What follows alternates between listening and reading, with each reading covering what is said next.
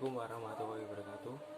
Kembali lagi bersama saya Mas Duki, NIM 185231035, kelas BPS 4A.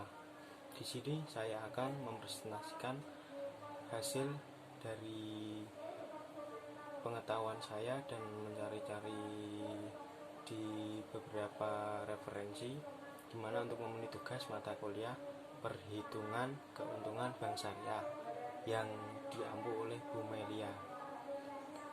Di sini saya mempresentasikan dimana tentang masalah COVID-19 yang melanda di Indonesia ini, terutama masalah pengaruh COVID-19 terhadap perbankan, terutama dalam keuntungannya. Jadi, seperti yang kita ketahui, kasus COVID-19 ini sudah memengaruhi banyak sekali di beberapa negara termasuk Indonesia. Banyak sekali kegiatan-kegiatan ekonomi yang tertunda, di mana perusahaan-perusahaan menjadi berubah karena adanya kasus COVID-19 ini.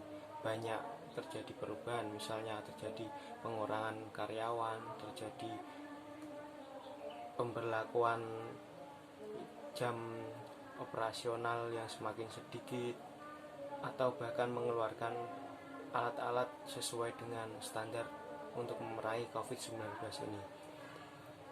Banyak sekali perusahaan bahkan rela menghandle atau bahkan rela berhutang untuk menghandle perusahaannya untuk tetap berdiri.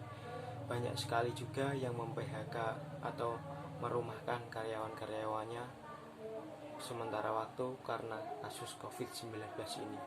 Banyak sekali efeknya dan pengaruh bagi negara-negara besar, bahkan Indonesia sendiri. Kemudian saya akan presentasikan selanjutnya mengenai pengaruh COVID terhadap perbankan, terutama dalam keuntungannya. Saya sudah menulis di PowerPoint buat referensi kalian seperti ini.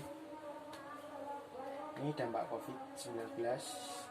Dampak COVID-19 dirasakan oleh semua orang atau semua negara termasuk Indonesia, di mana banyak terjadi kegiatan yang tertunda, banyak yang menjadikan pelambatan komitmen, menjadikan dampak berbagai sektor pelaku ekonomi.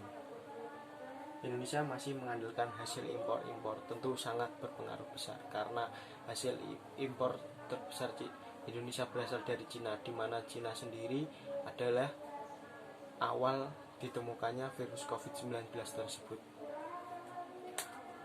Selanjutnya, usaha yang dilakukan pemerintah dalam melakukan penanganan COVID-19 di sektor perbankan. Dalam POJK nomor 11 2020 ini diatur bahwa bank dapat menerapkan kebijakan yang mendukung stimulus pertumbuhan ekonomi untuk debitur yang terkena dampak penyebaran COVID-19, termasuk debitur UMKM, dengan tetap memperhatikan prinsip kehati-hatian agar dapat mempengaruhi pertumbuhan ekonomi.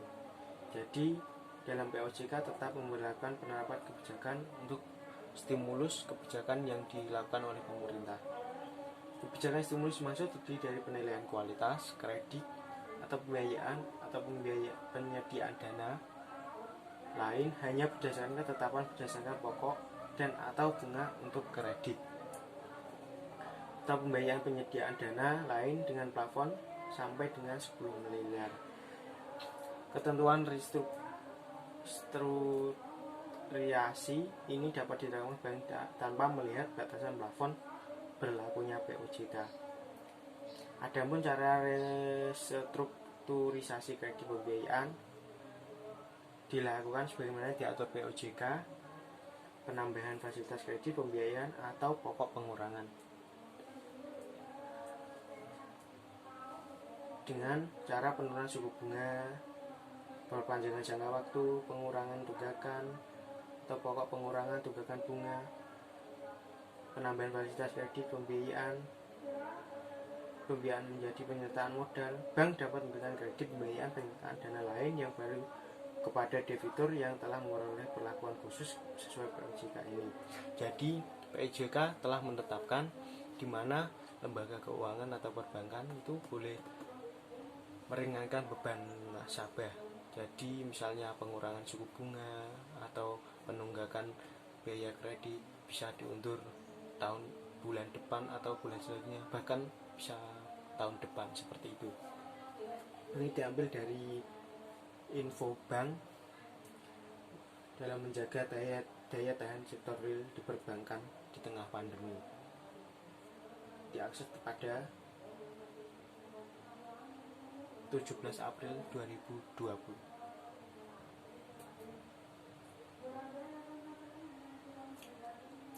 Selanjutnya, dampak COVID-19 terhadap operasional bank.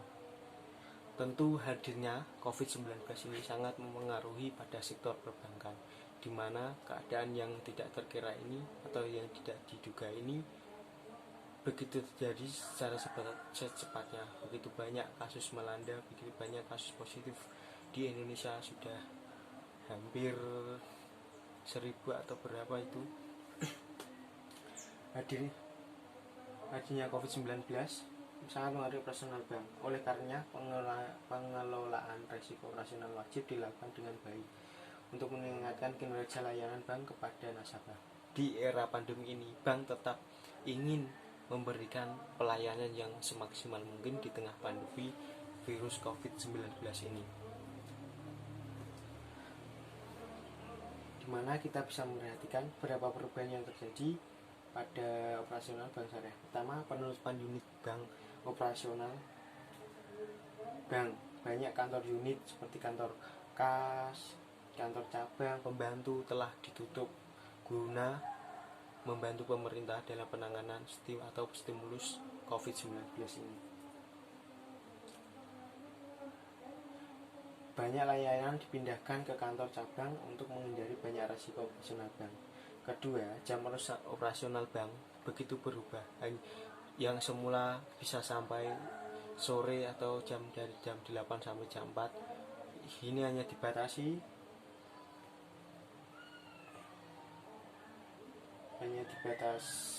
sekitar 6 jam atau 7 jam dalam sehari. Jadi intinya itu menjadi waktu singkat dalam operasional pada perbankan yang semula dari jam 8 sampai jam 4 sore bisa jam 8 sampai atau jam 9 sampai jam 1 seperti itu. Kemudian yang ketiga, split operasional. Banyak bank telah memperlakukan kehadiran yang diatur sedemikian rupa untuk memberikan kesempatan sebagian karyawan di rumah. Jadi memberikan kesempatan bagi karyawan untuk melakukan kegiatan di rumah, seperti dengan atau mengurangi karyawan seperti itu. Jadi seperti PHK atau misalnya jika itu pekerjaannya bisa dilakukan di rumah, itu dilakukan karyawan di rumah. Jadi untuk mengurangi risiko dampak COVID-19 ini. Yang selanjutnya, meningkatkan biaya operasional bank. Untuk mencegah penyebaran COVID-19, bank harus mampu mengontomisasi layanan bagi nasabah dengan menyediakan hand sanitizer. Jadi dalam pelaksanaan operasional bank syariah tetap melayani, namun ada perubahan di bahasan keempat ini, memberikan pelayanan semaksimal mungkin seperti memberikan hand sanitizer, masker, cuci tangan dengan sabun atau penyemprotan disinfektan ya seperti itu, guna menghentikan rantai COVID-19 ini. Diambil dari analisiscontans.co.id dalam COVID-19 dan resiko operasional bank, diakses 17 April 2020. Kemudian dampak COVID-19 terhadap melemahnya sektor bank. Dalam riset yang disampaikan Selasa 24 Maret 2020, Fitch menilai bahwa terjadi penghindaran risiko dari investor global sehingga merugikan pasar keuangan. Jadi yang dilakukan sesuai yang dianalisis sama Fitch Fitch menilai terjadi penghindaran pada sektor investor untuk menghindari resiko tersebut, sehingga mengakibatkan kerugian pada pasar keuangan. Meskipun kasus infeksi corona yang dilaporkan saat ini masih tetap rendah dibandingkan dengan negara-negara besar lainnya, namun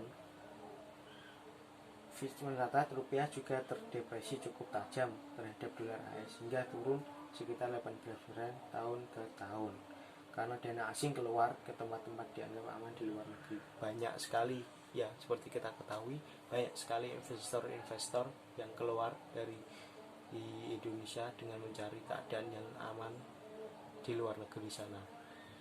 Banyak sekali efek yang ditimbulkan dalam perekonomian, salah satunya dalam perbankan. Kemudian Fitch mencatat Bank Indonesia menghadapi tekanan kualitas aset jangka pendek yang signifikan karena perlambatan kegiatan ekonomi akan menghambat pertumbuhan kredit. Kapasitas pembayar dan juga akan tertekan mengingat pendapatan bank lebih rendah dari segmen bisnis dan EU. Jadi kegiatan ekonomi bank akan tertekan karena adanya dampak COVID-19 ini, karena perlambatan pertumbuhan ekonomi. Jadi seperti yang dianjurkan pemerintah, kita semua dianjurkan untuk social distancing. Jadi perlambatan ekonomi pasti terjadi. Jadi interaksi di luar sana banyak yang berkurang, pasti keuntungan bank semakin menurun. Diakses dari NBC Indonesia, market corona bikin sektor perbankan lemah. Ini penjelasan Fitch. Diakses 17 April 2020. Kemudian selanjutnya ini yang terakhir, yang seperti yang masuk pembahasan dalam khususnya pada keuntungan bank syariah. Dampak COVID-19 terhadap bank. Dengan keterbatasan operasional yang dilakukan oleh bank syariah, bank tentu menjadikan semuanya menjadi perubahan, mulai dari keuntungan atau pendanaan atau pembiayaan, semuanya berkurang pastinya. Banyak bank-bank mengalami perubahan dalam operasional. Perbankan yang dalam operasional harus dilengkapi dengan alat-alat sesuai standar pencegahan COVID-19. Tentu banyak mengeluarkan biaya-biaya seperti menyediakan hand sanitizer, masker, semprotan disinfektan atau yang lainnya itu sesuai standar yang dikeluarkan oleh pemerintah. Jadi begitu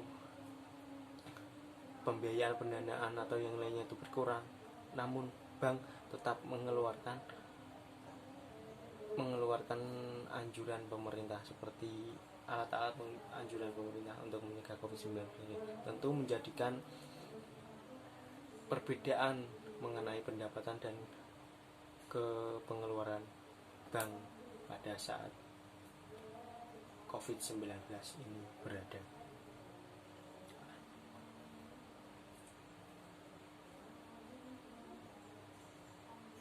Banyak kebijakan yang stimulus yang dikeluarkan pemerintah untuk menekan penyebaran COVID-19, salah satunya dengan menunda pembayaran cicilan atau pengurangan jumlah suku bunga.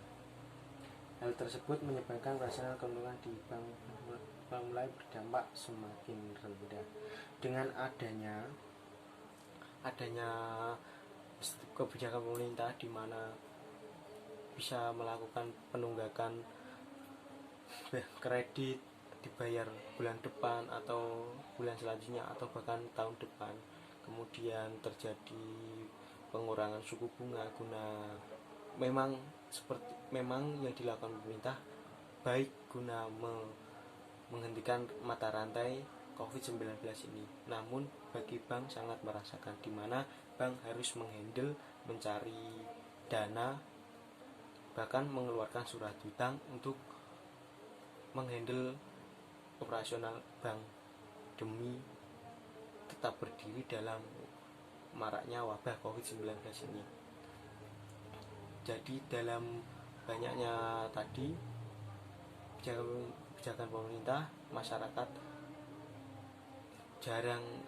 tidak lagi pergi ke bank. Jadi bank merasa sangat terdapat perubahan mulai dari pendanaan, pembiayaan, pendapatan.